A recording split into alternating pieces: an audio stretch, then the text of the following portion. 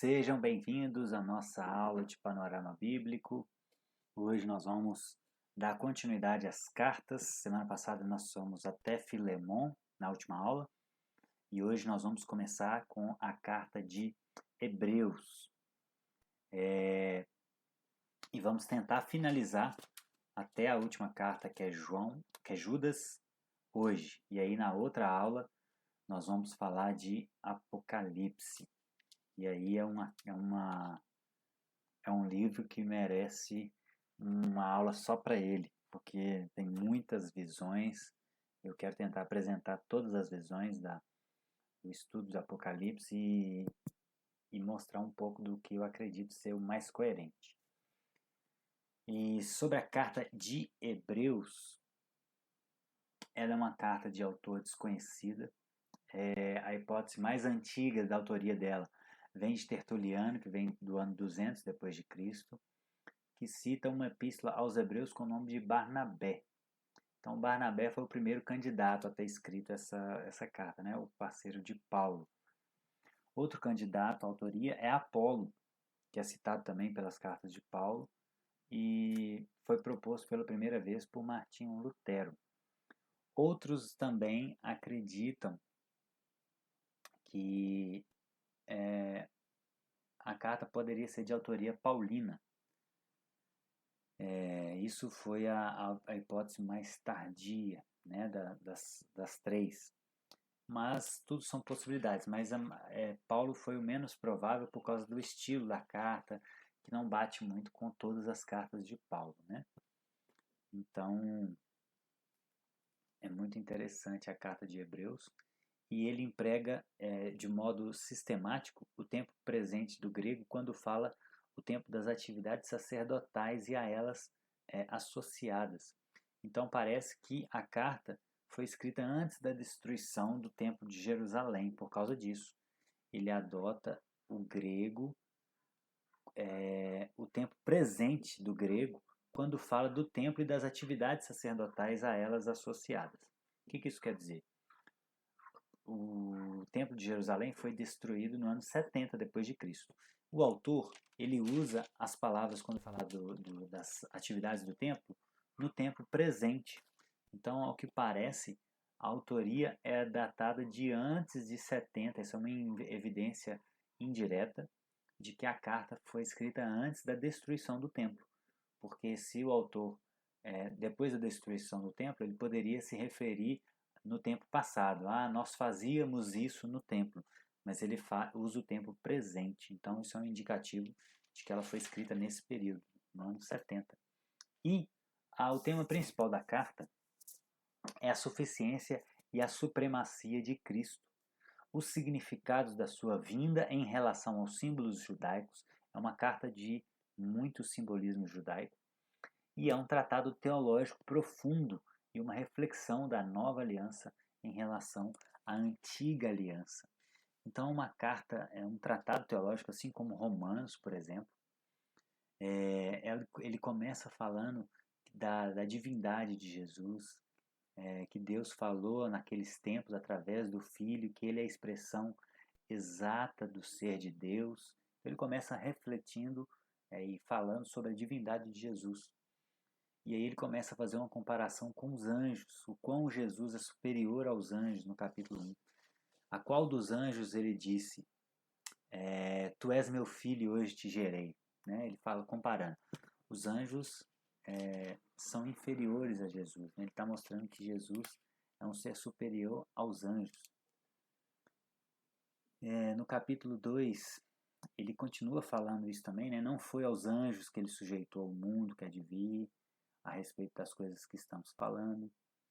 E aí ele vai falando mais uma vez da supremacia de Jesus. No capítulo 3, ele vai falar da superioridade de Jesus com relação a Moisés, mostrando que a nova aliança é superior à velha aliança, assim como Paulo já falou nas suas cartas, né?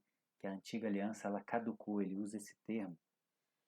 E aqui no verso 3, 3, ele diz: Jesus foi considerado digno de maior glória do que Moisés, Da mesma forma que o construtor de uma casa tem maior honra do que a própria casa. Então ele falando, olha, aquele que estava por trás de tudo, da fundação da lei, ele tem maior glória do que aquele que escreveu a lei, que é Moisés, né? Jesus é superior por causa disso. E aí depois ele vai falar sobre a incredulidade. Depois no capítulo 4 ele vai falar sobre o descanso sabático, fazendo uma referência ao sábado dos judeus, mostrando que Jesus é o nosso descanso, que ainda resta um descanso sabático para o povo de Deus, para a gente se esforçar para entrar nesse descanso. E aí ele começa a entrar no final do 4, no capítulo 5, sobre o sacerdócio de Jesus. Falando que Jesus é o nosso sumo sacerdote. Assim como o sumo sacerdote entrava no templo uma vez por ano para expiar os pecados do povo, nós temos um sumo sacerdote que fez isso de uma vez por todas. Essa vai ser a tônica muito forte no livro de Hebreus. No capítulo 6, é um texto muito emblemático, que ele vai falar sobre a advertência contra a apostasia. Ele começa a falar que as pessoas estavam imaturas e que precisam avançar na maturidade. E no versículo 4, 6:4 ele diz: aqueles que de uma vez foram iluminados, provaram o dom celestial, tornaram-se participantes do Espírito Santo, experimentaram a bondade da palavra de Deus e os poderes da era que há de vir, e caíram, é impossível que sejam reconduzidos ao arrependimento, pois para si mesmos estão crucificando de novo o Filho de Deus, sujeitando-o à desonra pública. Qual é a briga teológica geralmente nesse texto? Aqueles que defendem que é impossível perder a salvação, geralmente não acham que esse texto está ensinando isso. Eles acham que uma vez salvo, salvo para sempre, e é impossível cair da graça. Por outro lado, aqueles que acreditam que é possível perder a salvação, como eu acredito, gera um outro problema. Por exemplo, a pessoa que foi salva e caiu, é impossível ela ser salva novamente. Então, há incômodo de todos os lados. A questão é, pensando da minha perspectiva, que acredita que é possível perder a salvação, porque a Bíblia traz muitas advertências sobre isso, qual que é a questão? Se alguém experimentou tudo isso, foi salvo e caiu, é impossível que seja reconduzido ao arrependimento. Qual é o problema? É saber se de fato aquela pessoa experimentou tudo aquilo que ele falou no versículo 4 e 5. Porque a pessoa pode estar na igreja, mas talvez ela ainda não foi iluminada, não provou o dom celestial, não foi participante do Espírito Santo, não experimentou a bondade e ela saiu da igreja. Porém, não cabe a nós humanos julgar, da mesma forma da perspectiva calvinista, não cabe a nós julgarmos se aquela pessoa foi eleita ou não. Da mesma forma, não cabe a nós julgarmos se aquela pessoa participou de tudo isso ou não. Então, da nossa perspectiva, muda pouca coisa. Se alguém se afastar da comunhão da igreja, nós devemos ir atrás dessa pessoa e insistir na reconciliação dela com Deus e com a igreja, porque nós não sabemos se ela a gente não pode ficar tentando ser Deus e falar, ela aproveitou isso, então eu nem vou pregar para ela, porque é impossível que ela se arrependa de novo. Então, não cabe a nós isso. Então, da perspectiva calvinista, não cabe a nós julgar quem foi eleito ou não, e de uma perspectiva arminiana, molinista, não cabe a nós julgarmos se aquele que desviou tinha participado de tudo isso. Então, nós não sabemos. A nossa função, independente da situação teológica, do quadro teológico, é pregar para todas as pessoas, e aqueles que se afastaram, pregar para que eles voltem. Essa é a nossa função, né? No capítulo 7 ele vai falar sobre Melquisedeque, que Jesus é da linhagem de Melquisedeque, porque ele não tem origem, não tem fim, falando que ele é semelhante a Melquisedeque. No capítulo 8 ele volta sobre a questão do sumo sacerdote, né, que ele entrou de uma vez por todas, fez um sacrifício só e pagou por todos os pecados. Por isso, a gente não precisa mais sacrificar, né, animais. No capítulo 9 ele vai falar sobre o sangue de Cristo, a adoração no tabernáculo terreno. No capítulo 10 ele reforça essa ideia de que Cristo fez um sacrifício definitivo. No capítulo 11 é o texto clássico da fé, né? Hebreus 11, exemplos de fé, a definição de fé. Fé é a certeza daquilo que esperamos, é a prova das coisas que não vemos. Então fé tem a ver com algo que você não vê. Não tem a ver, isso é importante, não tem a ver com irracionalidades, né? Quando a gente olha para o mundo, nós percebemos que tudo que tem ordem foi criado por uma mente inteligente. Então, o fato de nós não vermos Deus não significa que crer em Deus é irracional, porque nós temos um arcabouço de evidências que mostram que organização provém de uma mente inteligente. Então, quando a gente olha para o mundo, nós cremos, mesmo sem ver que Deus existe, nós cremos que Deus existe mesmo sem vê-lo, porque nós temos um arcabouço que nos sustenta racionalmente nessa ideia. Então, fé não tem a ver com crer sem um arcabouço de evidências por trás. E não tem a ver também com você ter 100% de expectativas, de evidências. Por exemplo, se eu sei que Deus existe e Ele é bom, por mais que algo nunca tenha acontecido na história, eu posso crer que Deus pode fazer isso, porque Ele é poderoso. Então, não é nem uma ausência de evidência, mas também não é um racionalismo. É um equilíbrio perfeito entre razão e fé. É muito interessante a fé. E ele vai dando exemplos de fé, né, de pessoas que foram firmes na fé. No capítulo 12, ele vai falar sobre os abalos, que Deus nos abala para remover aquilo que é abalável, que a gente tem que permanecer firme para que fique o reino inabalável. Esse texto é muito lindo. Hebreus 12, 25, a partir do 25. Ele fala que Deus nos dá provações para tirar aquilo que é abalável. Ele nos dá dificuldades e isso vai remover aquilo que é abalável, né, na nossa vida. E no capítulo 13 ele traz algumas exortações finais a algumas pessoas para lembrar dos líderes, para ter amor, sobre o casamento. Então ele vai trazendo questões pastorais. Então esse é o livro de Hebreus, é um tratado teológico muito interessante. O livro de Tiago, provavelmente era o Tiago, irmão de Jesus, e não o apóstolo que morreu cedo demais. Ele envia carta às 12 tribos dispersas entre as nações, né? Nessa época, depois de Nero, em 64, já começaram as perseguições aos cristãos. Eles já começaram as perseguições lá no livro de Atos, na verdade, pelos judeus. Mas por Roma foi em 64. E eles começaram a se dispersar, desde lá da perseguição dos judeus. Então, parece que é um livro para cristãos judeus e não gentios, né? O assunto gira em torno de colocar a fé em prática e do cuidado com os pobres.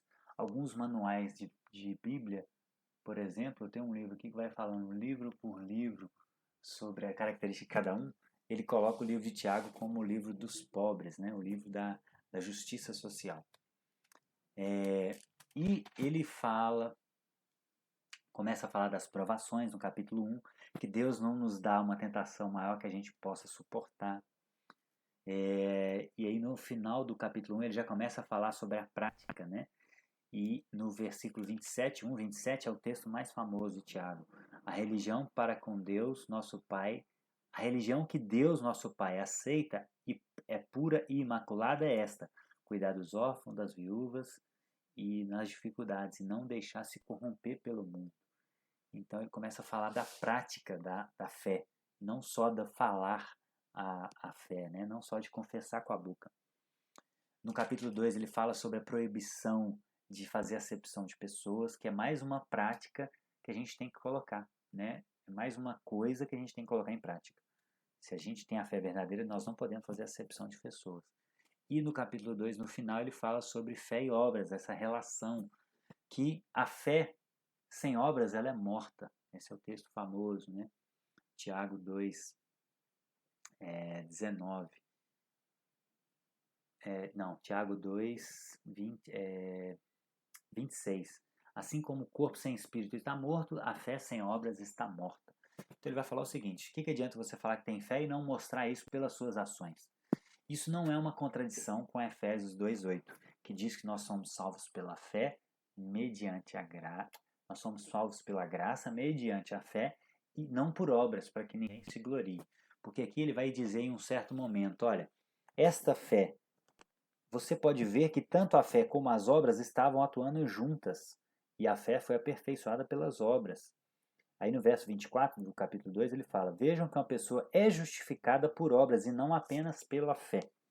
Então muitos teólogos ao longo da história da igreja já perceberam, já entenderam que isso era uma contradição com Efésios. Inclusive Lutero teve muita dificuldade de abarcar o livro de Tiago na sua tradução por causa disso.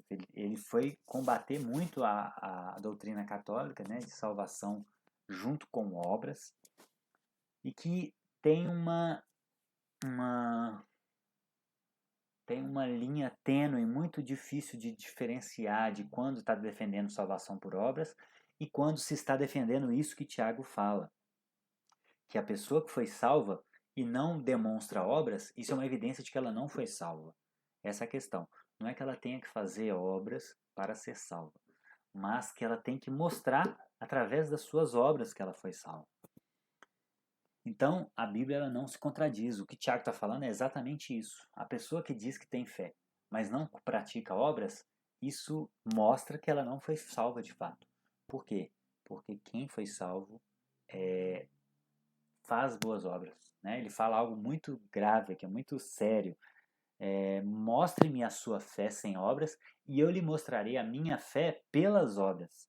Então ele não está falando que salvação por obras, ele está falando que ele tem fé e por isso que ele foi salvo, mas ele mostra essa fé pelas obras. E aí ele fala no verso 19: você crê que existe um só Deus? Muito bem, até os demônios creem e tremem. Então o que ele está falando? Falar que acredita em Deus não adianta nada. Nós temos que mostrar que acreditamos em Deus pelas nossas obras, né? E depois ele fala de mais uma boa obra, que é dominar a língua, que a gente não pode falar mal das outras pessoas. No capítulo 4 ele fala sobre a submissão a Deus.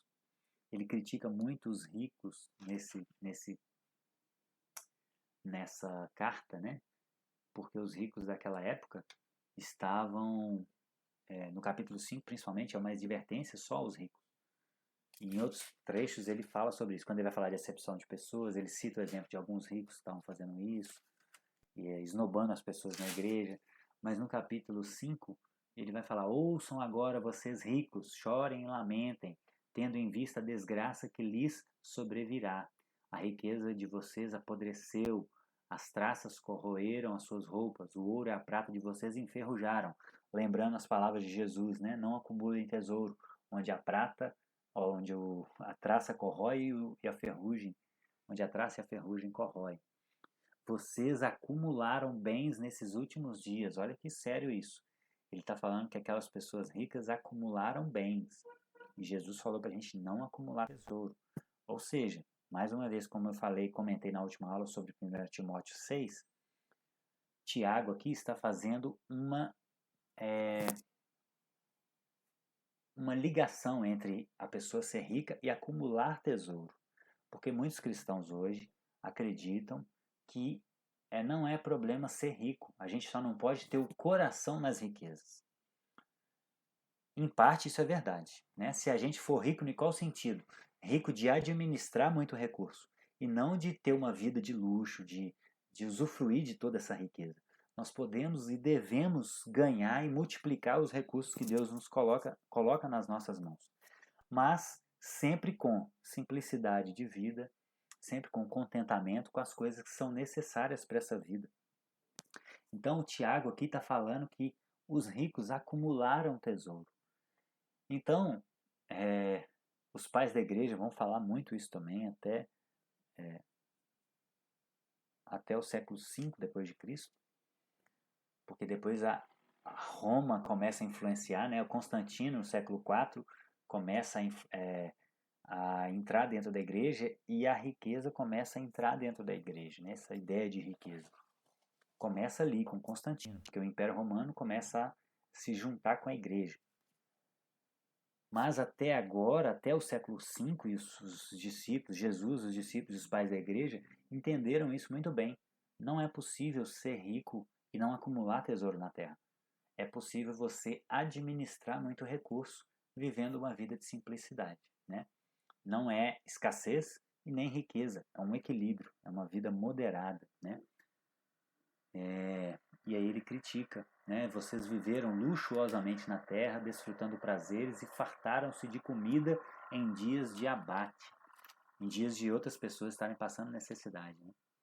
E aí eles tinham outros pecados, vocês têm condenado e matado o justo sem que ele ofereça resistência. É o que acontece em muitos casos. Nem todos os ricos fazem isso, obviamente, mas a tendência do coração humano é querer explorar os seus empregados para que eles produzam cada vez mais, né? Então isso é muito sério aqui na carta de Tiago. Depois nós temos a carta de 1 a Pedro. Pedro escreveu 2 cartas, né?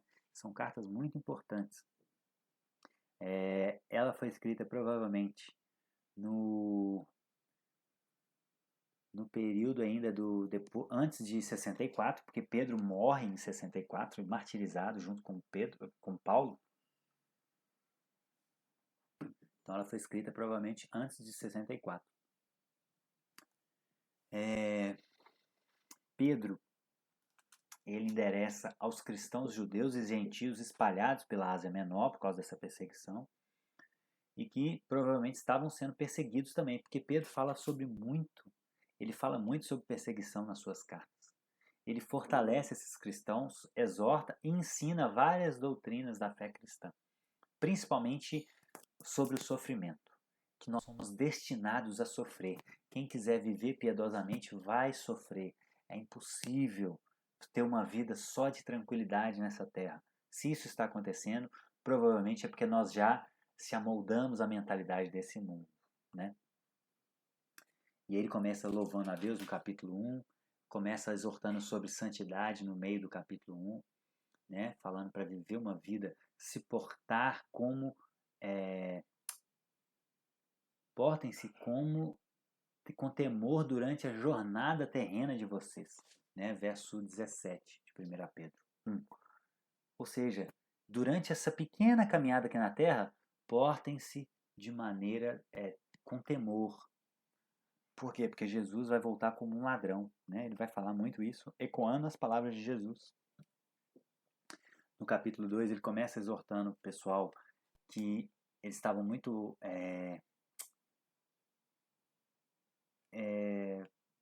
sendo levados como crianças, né, por todo o vento de doutrina. Paulo usa essa expressão também, falando para eles desejarem o leite espiritual, para que eles cresçam para a salvação, né? E ele fala sobre as pedras vivas, que nós estamos construindo uma casa, um templo vivo, nós somos pedras vivas para a edificação de uma casa espiritual, para sermos sacerdócio santo. Olha que interessante essa analogia. Ele fala que a igreja, cada cristão é uma pedra que vai sendo construída e formar uma casa espiritual para Deus. Cada um de nós temos esse dever, nós somos sacerdócio santo. Não é responsabilidade somente do pastor, a santidade, a pregação do evangelho. Todos nós somos sacerdotes. O pastor, o presbítero, o líder, ele ocupa um lugar de respeito, de autoridade, porém, cada um é responsável pela pregação do evangelho, pela edificação da igreja. Não está somente sobre nossas costas, isso é muito importante. Olha só, os que não creem tropeçam porque desobedecem à mensagem, para o que também foram destinados. Ele vai falar, assim como nós fomos destinados a sofrer neste mundo para sermos uma luz nessa terra, aqueles que tropeçam também são destinados à destruição, né? E aí, no meio do capítulo 2, ele começa a falar dos deveres sociais, né? E mais uma vez ele traz a palavra peregrinos, lembrando que a nossa vida aqui pode acabar a qualquer momento. Amanhã eu posso não estar aqui, essa pode ser minha última aula que eu estou gravando. E eu preciso me portar de forma digna e justa, para que se eu morrer amanhã, Jesus me encontre de mãos limpas, né? Aí ele começa a falar para a gente sujeitar as autoridades, no verso 13, 1 Pedro 2,13. falando sobre o exemplo, né? No capítulo 3 ele começa a falar dos deveres conjugais, assim como Paulo falou, ele fala, olha, mulheres sujeitam ao seu marido, para que o seu procedimento, mesmo sem palavra, ganhe o seu marido. E aí no meio do capítulo 3 ele começa a falar do sofrimento por fazer o bem. Se a gente sofre por roubar e matar, a gente está recebendo o pagamento correto. Se a gente sofre por fazer o bem, a gente tem que se alegrar. Ele chega a falar isso. Então a gente tem que se alegrar. E ele lembra, né, algo muito difícil de se viver. Não retribuam mal com mal, nem insulto com insulto. Do contrário, bendigam. Bendigam, pois para isso vocês foram chamados, para receber as bênção por herança. Olha só, mesmo que vocês, verso 13, mesmo que vocês venham a sofrer porque praticam a justiça, vocês serão felizes. Então ele fala muito isso, né? E aí ele vai falar sobre a gente estar preparado para responder àqueles que nos questionam, fazer isso com mansidão. É melhor sofrer por fazer o bem, se for da vontade de Deus, do que por fazer o mal. Pois também Cristo sofreu pelos pecados, uma vez por todas, o justo pelos injustos. Então o que ele está falando? Se você está sofrendo, não está acontecendo nada de novo, porque Jesus já sofreu isso. Então nós não somos cristãos? Cristão significa pequenos Cristo. Então o sofrimento não deve nos apavorar nessa vida. Inclusive, porque virá uma grande tribulação. E existem aqueles que acreditam que a igreja não passará pela grande tribulação, mas que ela passará pelo menos pelos princípios das dores, que já existe sofrimento, e alguns que acreditam que a igreja vai passar pela grande tribulação. Ou seja, nós vamos sofrer ou no princípio das dores ou na grande tribulação. Então o sofrimento já é parte básica da vida humana, né? Viver é sofrer. É difícil, o pecado habita nesse mundo. E aí no capítulo 4, ele fala sobre viver para Deus, né? Não se entregar à libertinagem, à sensualidade, à bebedeira, a orgias, a farras, à idolatria. Por quê? Porque tudo isso é repugnante.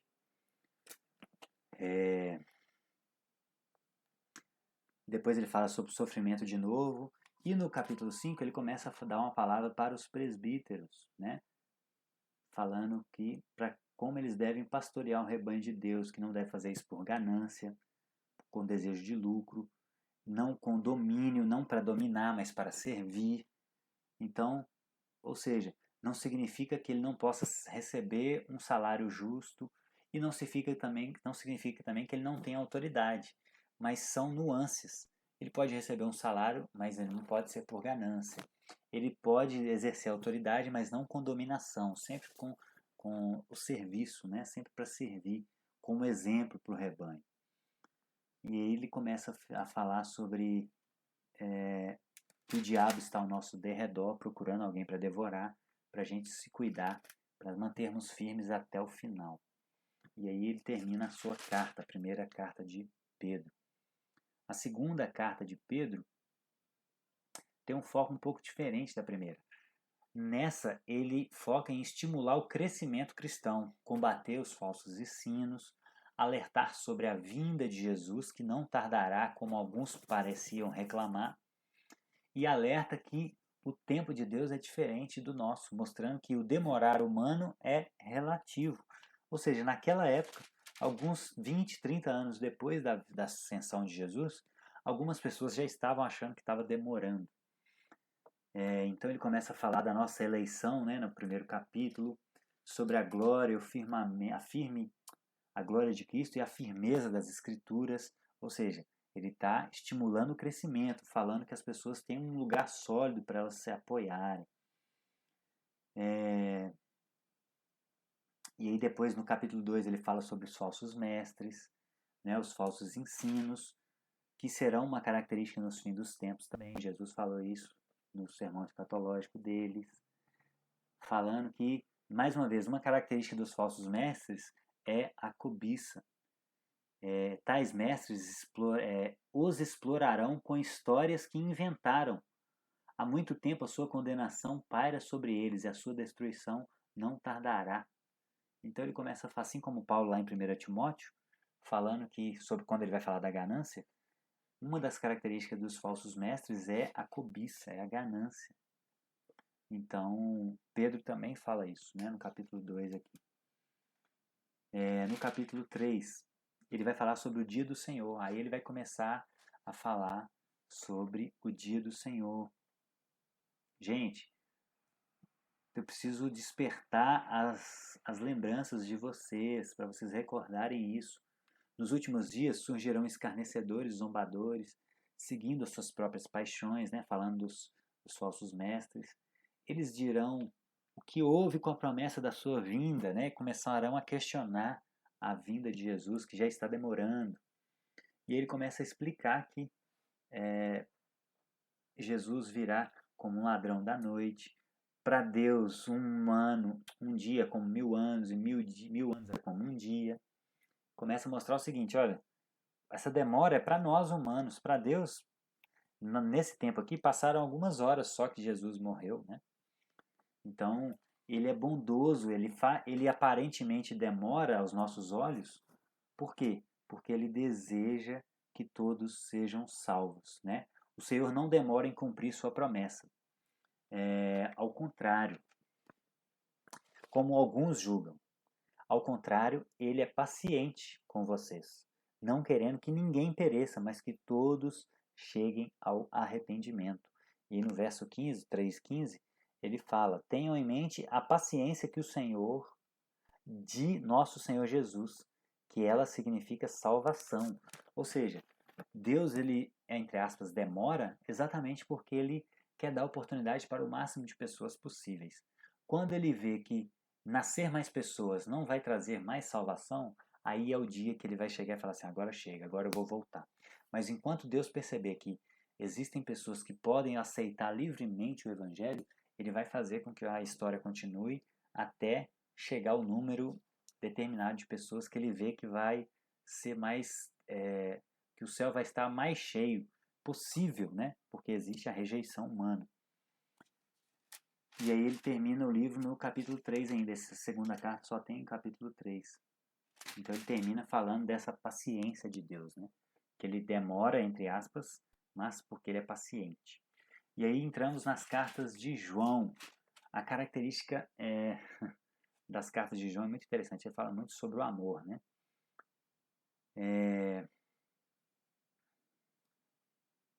Desde os primeiros pais da igreja, identificaram essa carta como o apóstolo João.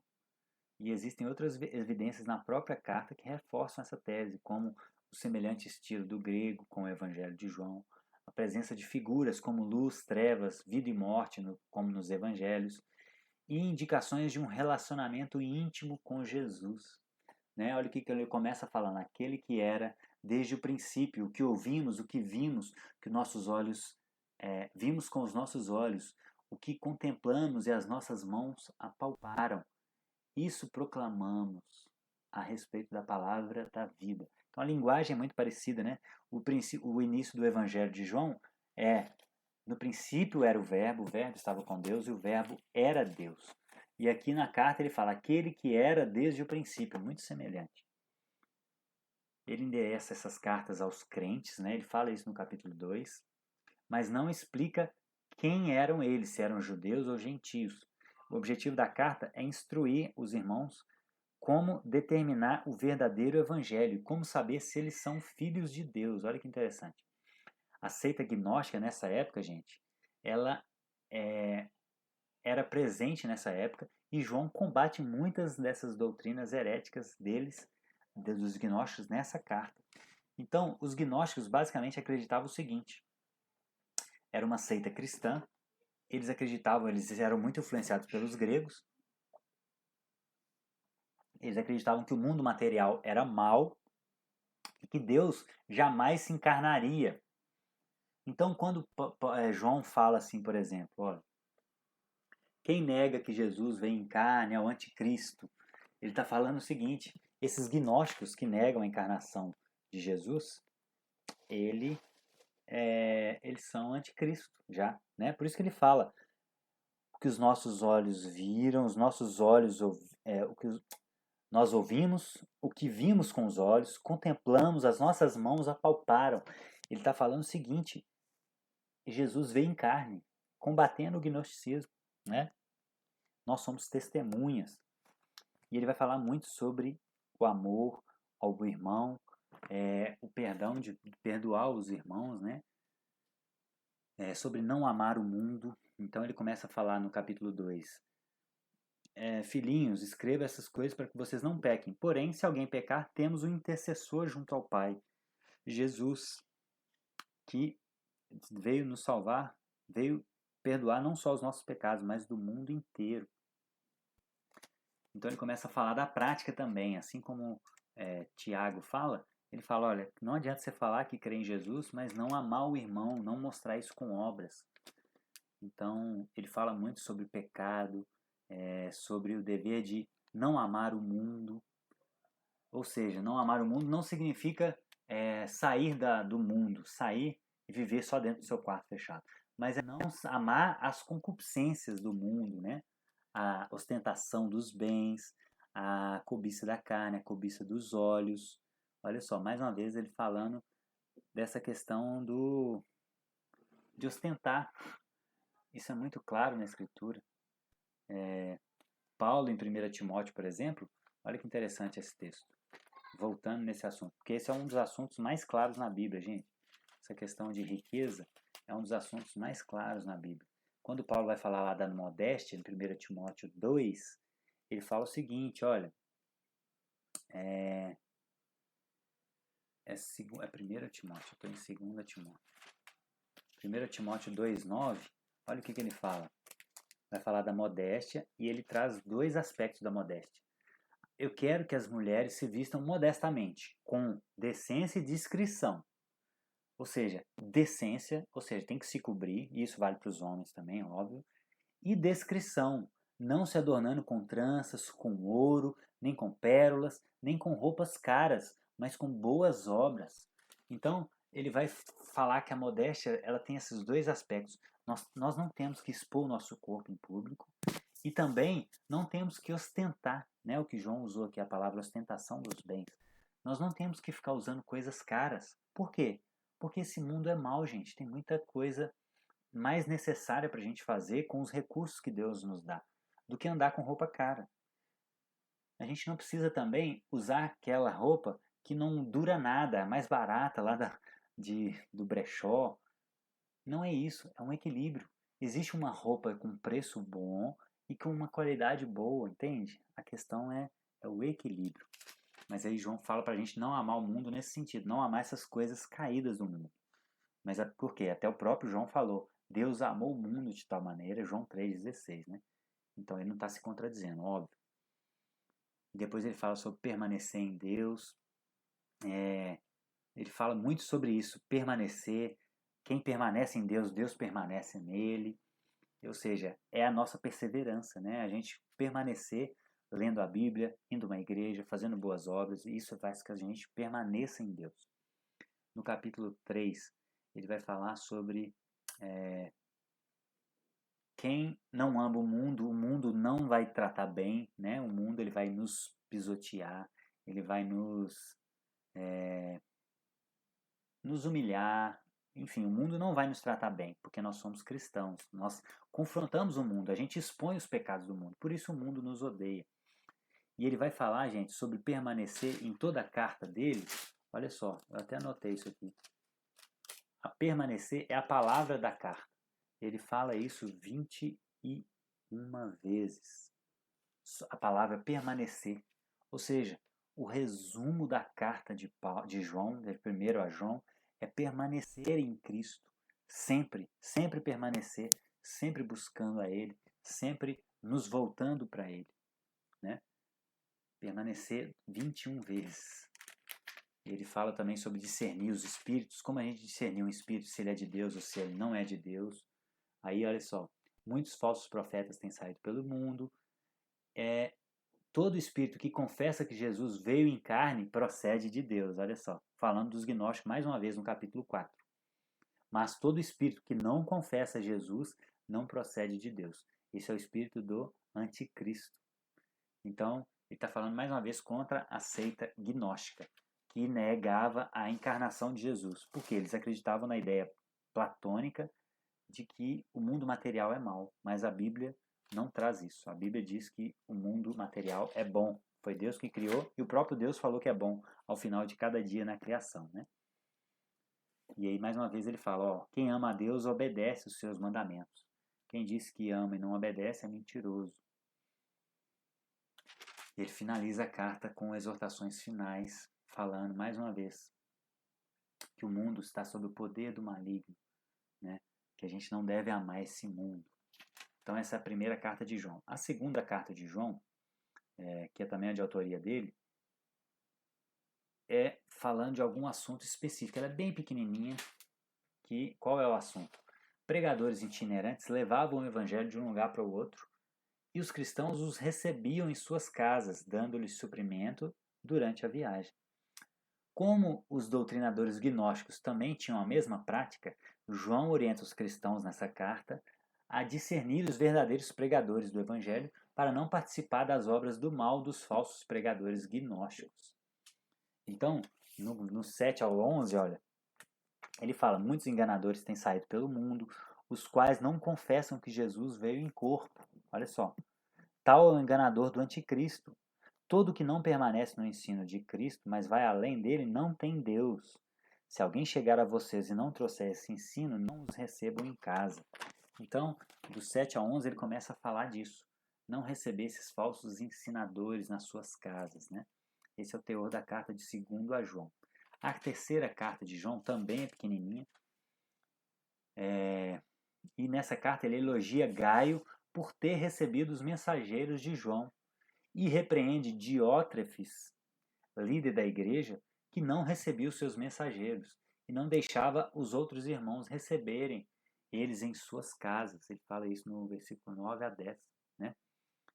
Ele elogia Gaio e olha só, amado Gaio, oro para que você tenha boa saúde e tudo lhe corra bem, assim como vai bem a sua alma.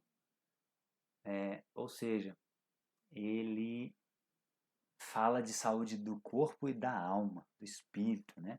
Então é uma ideia de saúde integral. Assim como Paulo finaliza 1 Tessalonicenses dizendo que o Deus da paz os encontre irrepreensíveis, íntegros, em corpo, alma e espírito, aqui mais uma vez a gente tem uma evidência bíblica desse cuidado integral do corpo, não só com a saúde, mas também da alma, né? Que a alma, existem duas escolas, uns acham que é corpo, alma barra espírito, né? Que a alma e espírito é a mesma coisa, e existem os tricotômicos, né? O dicotômico e os tricotômicos, que acreditam que corpo, alma e espírito são coisas diferentes.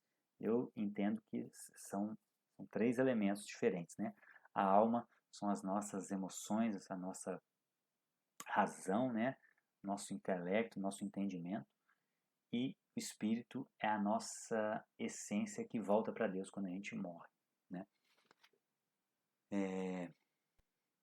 Então, João, ele critica Diótrefes porque ele não estava recebendo os seus mensageiros, né?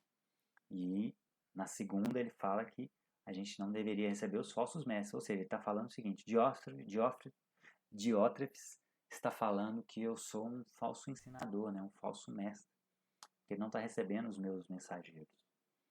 E aí a gente chega na nossa última carta da Bíblia, que é a carta de Judas, também uma carta pequenininha, assim como 3º e 2 a João, só tem um capítulo, então na verdade ele só tem versículos, né? Não tem capítulos. E o Judas que escreveu essa carta não é o Iscariotes, nem o Judas apóstolo, mas o irmão de Jesus, que está lá em Mateus 13, 55. As evidências para isso são o fato do autor não reivindicar ser apóstolo e ainda se fazer diferente deles, lá no 17, né, no versículo 17, que ele fala o seguinte, todavia, amados, lembrem-se do que foi predito pelos apóstolos de nosso Senhor Jesus. Então, o que parece é o irmão de Jesus, né? E refere-se a si mesmo como irmão de Tiago, no capítulo 1, Judas, servo de Jesus e irmão de Tiago, né? E Tiago era o irmão de Jesus também. Jesus tinha um irmão chamado Tiago, lá em Mateus, capítulo 13, 55. Judas destina a carta para um público genérico, aos que foram chamados, amados por Deus e guardados por Jesus. Então, assim, não identifica muito bem quem são os remetentes, né? O destinatário, o remetente é Judas. Ele escreve a sua carta com urgência, pois queria ter escrito sobre salvação, mas sentiu que era necessário instruir os irmãos sobre a defesa da fé verdadeira, pois alguns falsos mestres tinham se infiltrado no meio da igreja. Provavelmente falsos mestres gnósticos também. Ou seja, provavelmente ele escreveu próximo de João, né? E de 2 a Pedro aqui também, ó. Aí, ó, 65 a.C. Provavelmente essa data que ele escreveu, entre 65 e 80, que já a seita gnóstica já estava muito, muito evidente. E aqui a gente tem um texto muito importante que fala sobre a apologética, né, que é a defesa da fé. Porque ele instrui sobre a defesa da fé. Olha só, Judas 3. Embora eu tivesse muito ansioso para escrever acerca da salvação que compartilhamos, senti que era necessário escrever-lhes, insistindo que batalhassem pela fé de uma vez por todas, confiada aos santos. Ou seja, batalhar aqui, a palavra é apologia, que tem a ver com defesa da fé, né? Um discurso ordenado. Então, aquelas pessoas que dizem que Deus não precisa de defesa, Pedro também fala isso na primeira carta dele, 1 Pedro 3,15. Eu citei isso aqui, olha. Santifiquem Cristo como Senhor em seu coração, estejam sempre preparados para responder a qualquer pessoa que pedir a razão da esperança que há em vocês. Então a palavra responder aqui também é apologia, é defesa. Paulo fala muito isso em Atos também, que ele ia nos lugares para defender a fé. Então Deus é óbvio que ele não precisaria nem criar o mundo, mas ele optou criar e ele optou instruir a gente para que defendesse ele. Nós somos os advogados de Deus, né? Nós estamos aqui para defender a fé, mostrar a fé de forma racional para as pessoas, não somente apenas lançar coisas aleatórias. A gente tem que entender a cultura que a gente vive, como Paulo fez em Atenas, em Atos 19. Ele entendeu que ele era uma cultura filosófica e ele citou os poetas gregos, por exemplo. Atos 17, desculpa. Ele citou os poetas gregos, fazendo uma ponte cultural com eles, mostrando que a fé ela é racional. Mas quando ele falou de ressurreição, eles falaram, aí já é demais pra gente, né? Então, mas não foi por foi por uma limitação deles, não de Paulo. Paulo tentou fazer essa ponte cultural, né? Então, Judas aqui nessa carta fala do conteúdo das aqui, ó, provavelmente eram mestres gnósticos, né? Olha só. Pois certos homens, cuja condenação já está sentenciada, assim como João falou, há muito tempo infiltraram-se no meio de vocês. Eles são ímpios e transformam a graça de nosso Senhor em libertinagem e negam Jesus Cristo, nosso único soberano Senhor. Olha só. Então, eles já estavam começando a tratar tudo como libertinagem, né? É muito comum isso nos nossos dias também. Se entregaram à imoralidade, às relações sexuais antinaturais.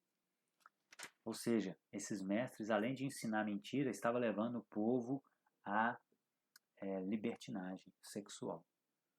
E aí a carta toda é falando sobre isso, sobre esses eventos que as pessoas estavam se infiltrando, estavam caindo na libertinagem.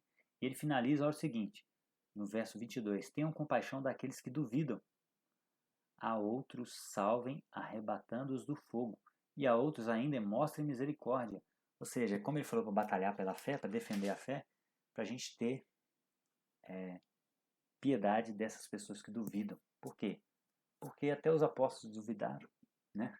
Eles, depois de verem Jesus, depois de verem 3 anos Jesus, as mulheres chegaram e falaram, olha, ele ressuscitou, e eles ainda assim duvidaram. E o próprio Tomé falou, só acredito se eu pôr o dedo. Então a gente tem que ter misericórdia dessas pessoas. da nossa era pós-moderna que duvidam da fé. A gente tem que ter sabedoria para lidar com eles, né? Então, semana que vem, na outra semana, né, daqui 15 dias, nós vamos entrar no livro de Apocalipse. E eu vou tentar estruturar melhor essa aula, porque eu tenho aprendido, tenho lido alguns livros sobre Apocalipse, eu tenho estudado um pouco mais sobre ele, nós temos pregado na igreja sobre Apocalipse. Então, eu quero estruturar melhor essa aula para a gente entender melhor esse livro, tá bom? Mas o que fica da aula de hoje, de algumas dessas cartas, algumas palavras que me vêm na mente, assim, é perseverança, permanecer em Cristo, nos livrar dessas cobiças da carne, de ostentação dos bens, de acumular tesouro na terra, né? Tiago fala sobre isso. E de permanecer em Cristo, você sempre está conectado com Cristo, porque Ele é a videira, nós somos os ramos, e a gente tem que estar sempre conectado com Ele. Se a gente desconectar dele, a gente morre, né? E Ele está voltando. Ele falou que vai voltar como um ladrão. E a gente tem tido muitos sinais nos nossos dias de que está cada vez mais próximo. Então, que você se guarde dessas concupiscências desse mundo, de riqueza, de imoralidade, que você se preserve santo e santificado para que Jesus te encontre irrepreensível em corpo, cuidando da sua saúde, em alma, cuidando da sua mente, falando dos seus pecados para você não ficar perturbado mentalmente, e em espírito, que você esteja conectado com Deus, tá bom? Deus abençoe você. Até a próxima aula, se Deus permitir. Não voltar antes ou se eu não morrer. Fiquem com Deus.